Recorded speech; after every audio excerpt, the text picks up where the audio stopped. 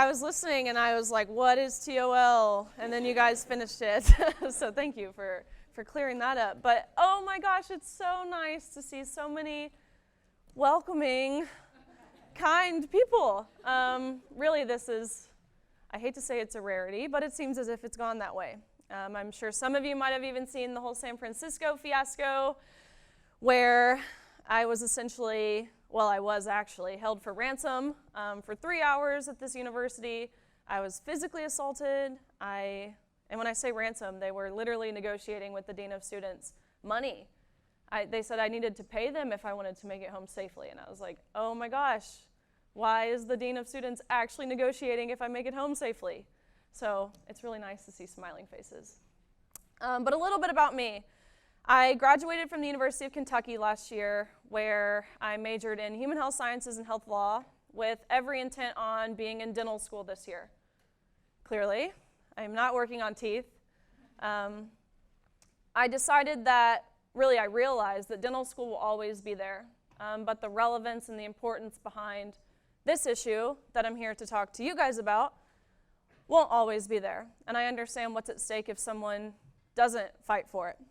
But a little bit about my swimming. I started swimming when I was 4. I'm 22 now, so I've dedicated 18 years of my life to my sport, achieving maximum performance, whether that be, of course, your sport-specific training, but your weights, your diet, your sleep schedule, your physical rehab. There's so much that goes into it, your social sacrifices. But I was willing to do this to compete at that top level, and so I was very fortunate that when high school rolls around, I was pretty heavily recruited, to be totally transparent. I really could have gone anywhere in the country I wanted. But I'm sorry, I'm biased. I think the SEC is the best conference, so that's maybe why I was confused by the whole TOL thing.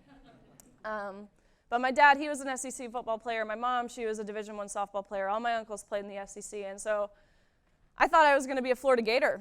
My whole middle school, high school, that's what I envisioned for myself. But I started taking my trips, and I went to Florida, and it just didn't feel like home to me. But the guy I was dating at the time, he liked Kentucky. And so the coaches reached out to me and asked if I wanted to take a visit. We would go to this basketball game, and they said I could have, a +1. And so I was like, it'd be a pretty cool girlfriend thing to do if I accepted this trip and took my boyfriend to this basketball game. We broke up now, and I'm happily married to another man.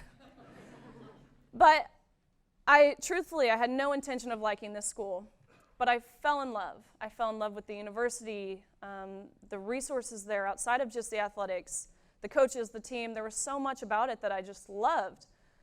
And so my junior year, kind of on a whim, I didn't even tell my parents.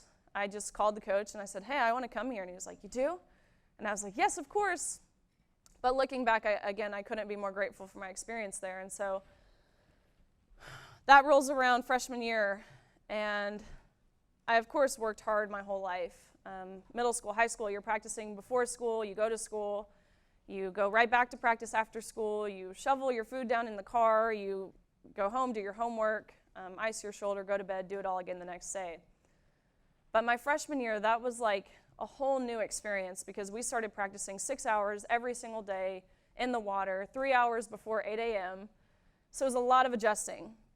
And so I had a pretty good freshman year, but nothing crazy. I knew I was capable of more. And so my sophomore year rolls around. Worked all year. I was having this breakout season until about March of 2020, about 3 days before we were supposed to leave for our national championships, COVID hit and essentially shut the world down. And so again, 3 days before we were supposed to leave, our coaches sat us down and they told us, you guys are being sent home. And so for swimming, you're never sent home. We were at University of Kentucky all summer, all Christmas, all Thanksgiving. You never get a break. And so when they told us we got to go home, I was like, yes, this is going to be so fun. We get a break. But about 2 days into that break, I was like, okay, what now? Obviously, there was no pools open. There were no gyms open. So your access to resources to continue improving, especially in a sport like swimming, were pretty limited. And so I'm fortunate that I'm from Tennessee, where there's an abundance of lakes. And so every day I put on a wetsuit and swam miles aimlessly in the lake, just hoping, again, to continue improving so I could come back and be at an advantage, because I knew a lot of my competitors, they didn't have the same resources that I had. I had this little route where I'd jump in the boat dock and I'd swim down to Johnny Cash's house, and then I'd swim back, and it was miserable. I ran into several snakes and dead fish and gross things. So I'm glad that passed in a couple months. We were able to come back to the university, and exactly what I imagined. I was at an advantage. I came back, and it wasn't like I had taken time off like a lot of my competitors and teammates had. And so my junior year, that's when I accomplished some really awesome things. This is when I first won my Southeastern Conference individual championship. We won a relay. This was the first year the University of Kentucky won a team title in history. So lots of really awesome things. At our NCAA championships my junior year, I finished 7th in the country, which is something I was really proud of. I knew, though, I could still do better. And that's really when I made it my goal to win a national title, which would, of course, mean becoming the fastest swimmer in the country in my event. Senior year rolls around. I'm right on pace to achieve my goal of being a national champion. About November of my senior year, which is about halfway through, I was ranked 3rd in the country, behind one amazing female athlete who I knew very well, because like in most sports, your top-tier athletes know of each other, regardless of where you compete in the country, because you've grown up competing against each other. And so the girl in 2nd I knew very well. But the swimmer who was ranked 1st, I'd never heard of before. And of course, this was the first time that I became aware of a swimmer named Leah Thomas. And so unbeknownst to me that this was not a female, there were a couple red flags at the time. One of which being this person was a senior, which is bizarre to have someone come out of nowhere their senior year. 2, this person was from University of Pennsylvania, which is not historically a fast swimming school. They don't historically produce fast swimmers, and so if you think about basketball, Kentucky is typically pretty good, except when they got beat by like St. Petersburg Peacocks or something a couple years ago. And so that was another red flag. 3, this person was leading the country by seconds, which in swimming, a second doesn't sound like a lot, but this is a sport that's measured down to the 100th of a second. So to have one person trailing the entire rest of the country by multiple seconds, of course, that's an anomaly. 4, this person was ranked 1st or at the top in everything from the 100 freestyle and all of the freestyle events in between till the mile. And so if you think about this, of course, the 100 is a sprint and the mile is long distance. And so think about your Olympic runners. Your best 200-meter runner is not your best marathon runner. It's totally different systems you're using. But that's, again, what this swimmer was. And so there was so much head scratching and talking to my teammates and my coaches, who is this person? And none of us had any clue until a few weeks later, after these nation-leading times were posted, an article came out disclosing that Leah Thomas was formerly Will Thomas and swam 3 years on the men's side at University of Pennsylvania before deciding to transition to swim on the women's teams. And so when I heard this, of course, myself and my teammates and my coaches and swimmers all around the country, we were shocked, of course. I thought this was something that would never happen. It seemed so far-fetched, it never even occurred once to me that this person could be a male. But when I read it, while I was shocked, I truthfully felt a bit of relief, because I was able to look up who Will Thomas was out of curiosity. Was this a lateral movement? Was this someone who went from being ranked 1st amongst the men to continuing to rank 1st amongst the women? Which is, of course, not what we saw. What we found out was this was a mediocre male swimmer at best, ranking 462nd amongst the men the year prior, to now leading the nation among the women. And that's why I say I was relieved, because I thought the NCAA would see it exactly how I saw it. Nothing opinionated, nothing hateful, the facts of it. What was on paper, the statistics, what was being presented. But that is not how the NCAA saw it. They saw absolutely nothing wrong with allowing Leah to swim with the women.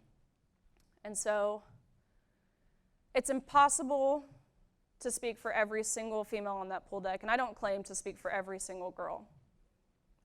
But I can wholeheartedly say that I speak for the overwhelming majority of us, because I can wholeheartedly attest to the tears that I saw from the 9th and 17th place finishers who missed out on being named an All-American by 1 place. And I can wholeheartedly attest to the extreme discomfort in the locker room when you turn around and there's a 6'4" biological male fully intact with and exposing male genitalia in an area where you're undressing.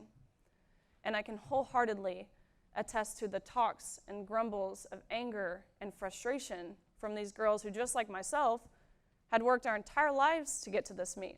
This meet is the fastest meet in the world, short course. So of course we've all put in the same amount of work that I did to get there. And so that first day of competition was the 500 freestyle, which is an event that is too long for me. So I sat on the side and watched this first day. For those of you who don't really know how swimming at this level works, you swim prelims, you have to qualify top 16, and then you'll come back for finals, and that's where you'll get your overall national ranking.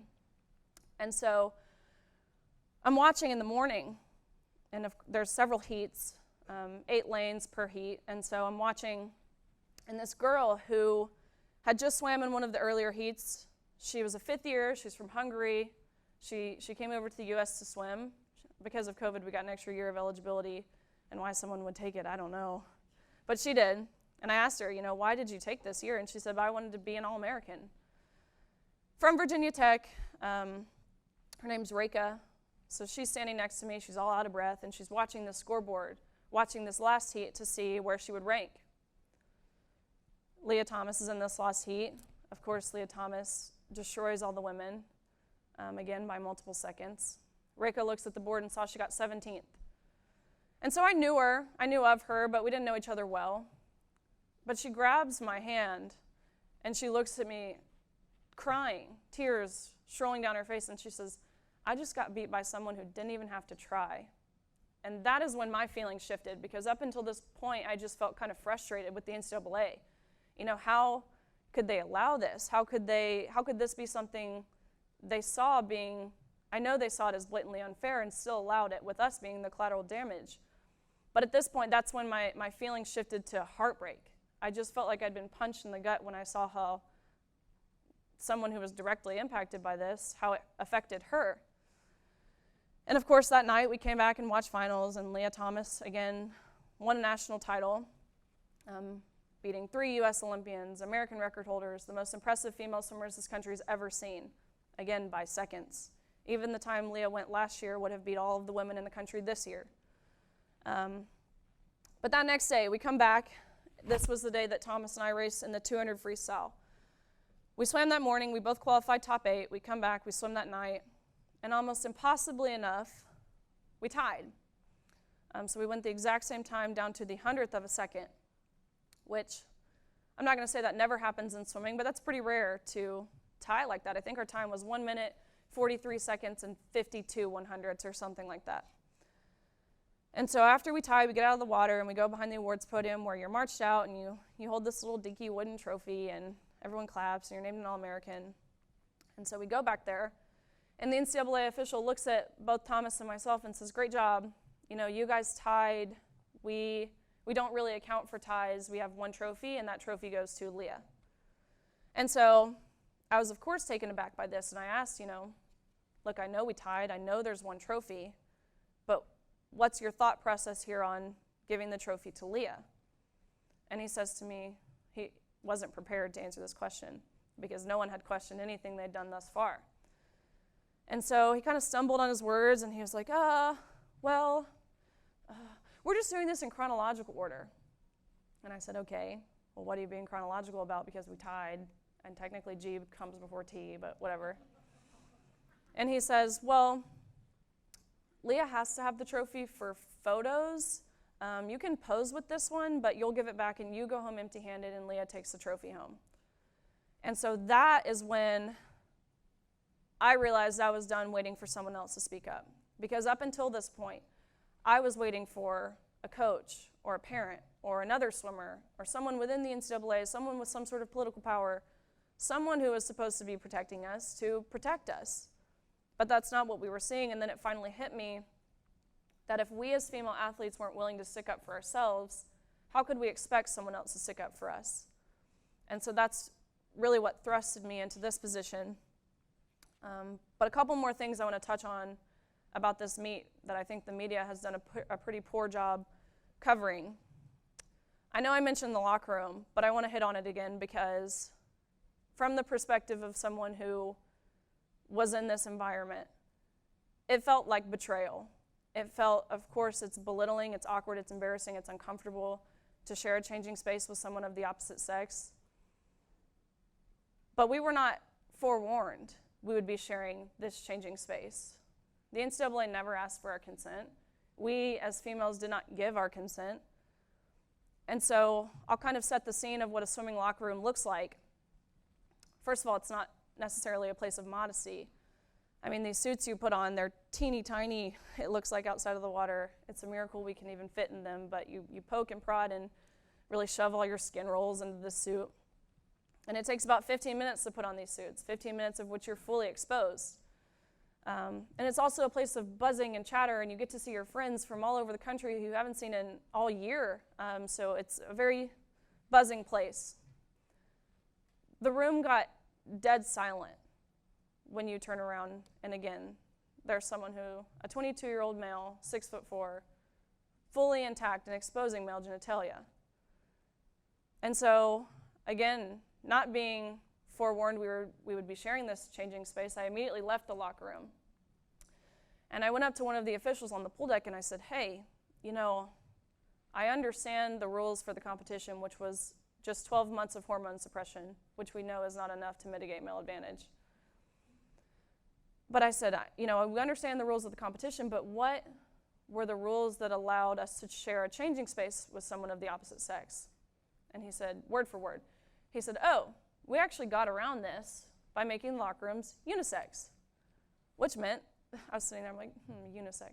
Okay, so any man could have walked into our locker room, any coach, any official, and bare minimum, we were not forewarned about this.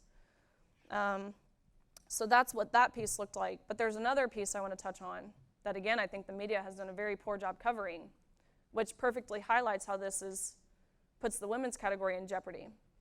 But at this same meet where we, of course, had Leah Thomas, who was male transitioning to female, we had another swimmer who was trans, who was a female transitioning to male. Formerly Izzy, now goes by Isaac, uses he, him pronouns, fully identifies as a male. Had a double mastectomy, swam only in a Speedo, but of course swam with the women. But I say this because, again, it highlights how women are at risk here. Why wasn't Isaac competing with the men? And I can answer this question. It's because Isaac never, ever would have been able to compete at this level against the men. Isaac finished in the 100 freestyle, I believe 5th or 6th in the country, and now is taking testosterone and competing against the men, and finishes dead last every time. And I don't say that to be, again, I'm just pointing out exactly what's happening here. An all-American female swimmer finished top in the country, top 5. The one swim meet I watched of Isaac's this year, the only swimmer Isaac beat was a male swimmer with one arm. And again, I don't say that to be funny. It's to highlight exactly the double standard here, and really the, again, jeopardy that women are under. After all this happened, I thought to myself, you know, maybe this just happened on a one-off basis. Maybe it happened quick. The NCAA wasn't prepared to really handle this situation. They'll revisit their rules, they'll reassess, and it won't happen again. I started doing my own research. I looked into it, and that's when I saw that the rules in place were put in place 12 years ago, 2010. I was like, okay, you know, that was a while ago. We have more science, we have more data. We know that 1 year, again, of hormone suppression is not enough to mitigate male advantage. They'll fix this. And so a few weeks after all this, I got an email from my university alerting me they nominated me for NCAA Woman of the Year, which I was so honored by. This is the most prestigious award for all of college female athletes. It's something that encompasses your academics. I was the SEC Scholar Athlete of the Year. It's something that encompasses your, of course, your athletics were I'm an SEC record holder. I'm one of the fastest Americans of all time in the 200 butterfly, but also your service. I was also the SEC Community Service Leader of the Year, all things that I'm super passionate about. I'm still involved in a lot of that service aspect, and so I was so honored when I got this nomination.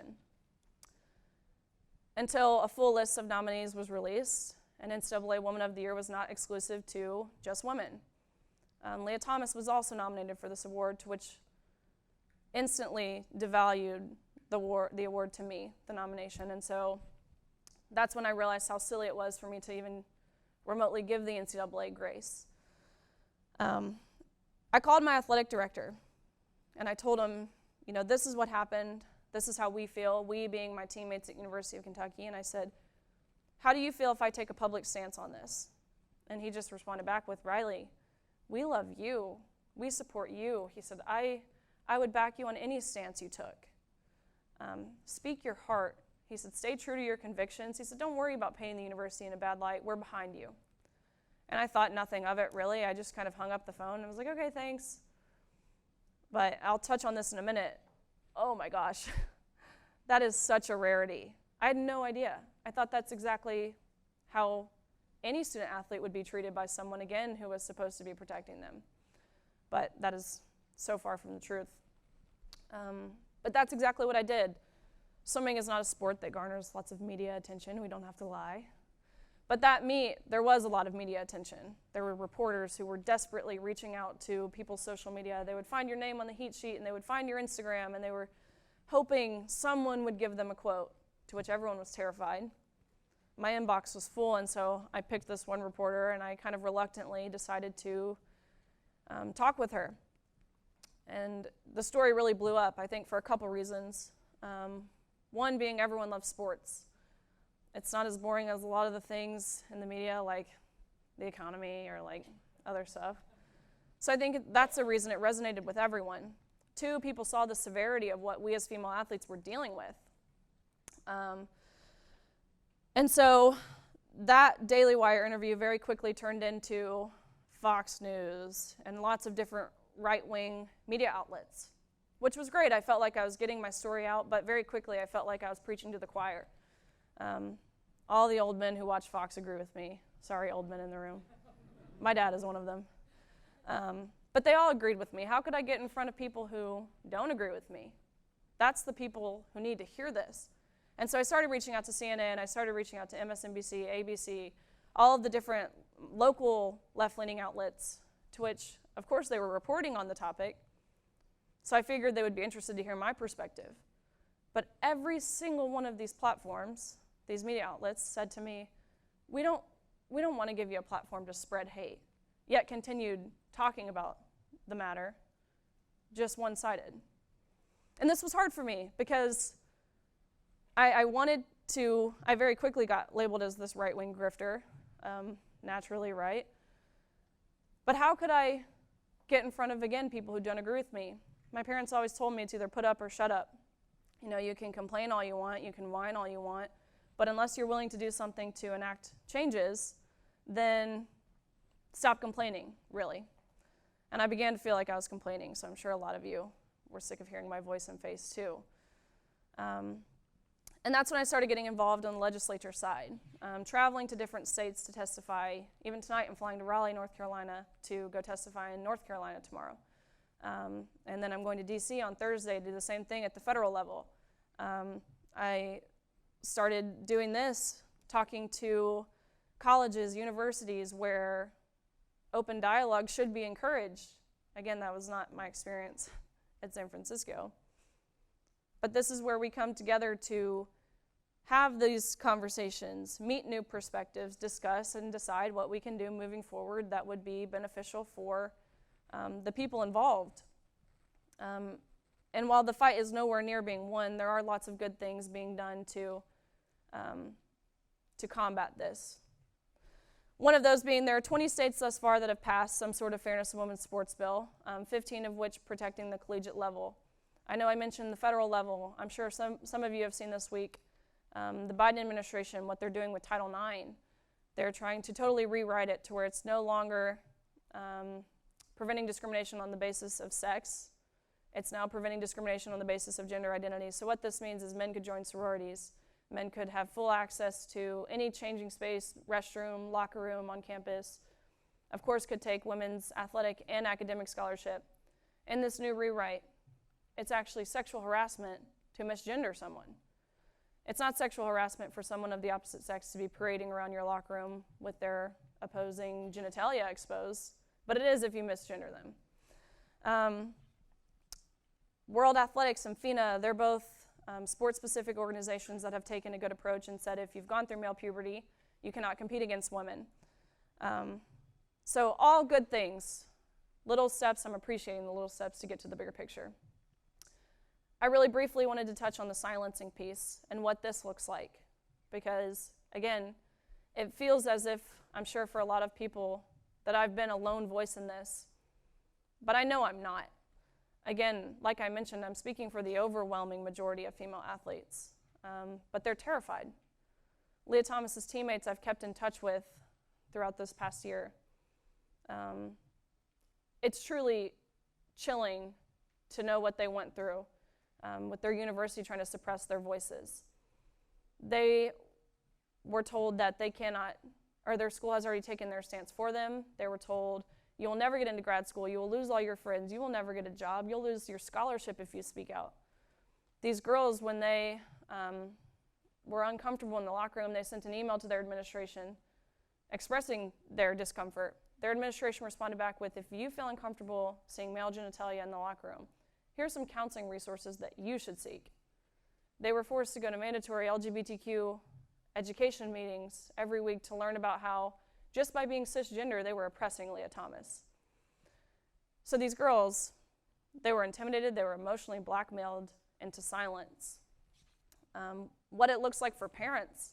These parents, they work corporate jobs. I have parents who message me all the time who say, you know, I want to protect my daughter, but I can't step on any toes. I can't ruffle feathers because I'm the breadwinner. I can't lose my job. If I speak up about this, there will be no income for my family. So parents are terrified. Coaches, athletic directors, exact same thing. I went to this NCAA convention where I bought a booth inside where all the athletic directors were walking by. Every single one of them, every single one, stopped and kind of whispered under the breath, keep doing what you're doing. Keep fighting, we support you. And when the first 60 or so said that, I was like, oh my gosh, you know, this is great. And then after they continued, it began to feel just so frustrating. You know, why do these people say they support what we're fighting for, yet won't say it publicly or won't do anything about it? Even the former president of the NCAA, Mark Emmert, who released a statement after this whole NCAA championship saying he unequivocally stood in his decision to allow Leah Thomas to swim with the women because it's backed in evolving science. Privately, of course, he comes up and says, hey, keep doing what you're doing, keep fighting, which shows the cowardice and the lack of authenticity, the lack of leadership, how spineless these institutions are, these corporations, large organizations. They know it's wrong, but they're not willing to do anything about it. So a year later, I'm really stepping back, I'm looking at this, and I realize it's a lot bigger than just sports. The language we use is changing. You've seen now there's a banned list of words. Breastfeeding, we're chest feeders. It's now birthing person because mother is offensive. The Cambridge Dictionary actually changed the definition of woman. Look at what's happening in prisons. In California, New Jersey, Ohio, Kansas, many more states. Male inmates, prisoners who are convicted of terrible, awful things, child pornography, kidnapping, rape, are now realizing all you have to do to be a woman is say you're a woman. That sounds pretty great to a rapist, right? Get into a women's prison. We've seen on multiple occasions of men impregnating women in women's prisons. Just in California in recent weeks, there was over 1,300 men applied to be women. And this is not to say that all trans-identifying individuals transition solely to win in sports or solely to get access to women's locker rooms or women's prisons or shelters or whatever that might look like. But can we not acknowledge how the system we have in place allows for people to do that? It allows for males to take advantage of the system, which, again, at the expense of us as women. And so I'll kind of wrap up by giving a few examples. I'm getting told I need to hurry. And I could truthfully list example after example after example, but I'll give one example. There's a girl, her name is Blake Allen. She's 14 years old. She's a freshman in high school. She plays volleyball on her high school's team. A male joined her team this year. Same thing, they were sharing a locker room, and all these 14-year-old girls, they felt so uncomfortable. And so these girls, they kind of nominated Blake as the spokesperson, like, you go talk to the coach. And so she went to her school administrator and said, hey, we feel uncomfortable. Is there something we can do? And they responded by suspending Blake from school, the girl, the female, the girl who felt uncomfortable in the locker room. And then her dad was fired from his job. Her school said, we will only let you back in if you write an apology and read it publicly. To which Blake said, no, I'm suing. And her school quickly said, okay, come back. Because they know they had no grounds to suspend her, of course. And so really, what this whole thing is, this whole movement, what's happening, it's just denying objective truth. Again, there's nothing deeply rooted in hate about it. We're denying what it is to be man versus woman, the differences between man and woman. We're denying science. We're denying truth. We're denying common sense. It's unnerving. It's chilling to think about this. I think a lot of it is deeply rooted in Marxism, to be honest, with the changing of the language, the suppression of speech, the breaking down of faith and families and freedoms. And really what I think it is, I'm a Christian. I think this whole thing is spiritual warfare. I think it's no longer right versus wrong or good versus bad. This is light versus dark. This is moral versus evil. And so I'll open it up for questions for about 5 or 10 minutes. If anyone has any opposing questions, I would love to hear them first, if anyone does.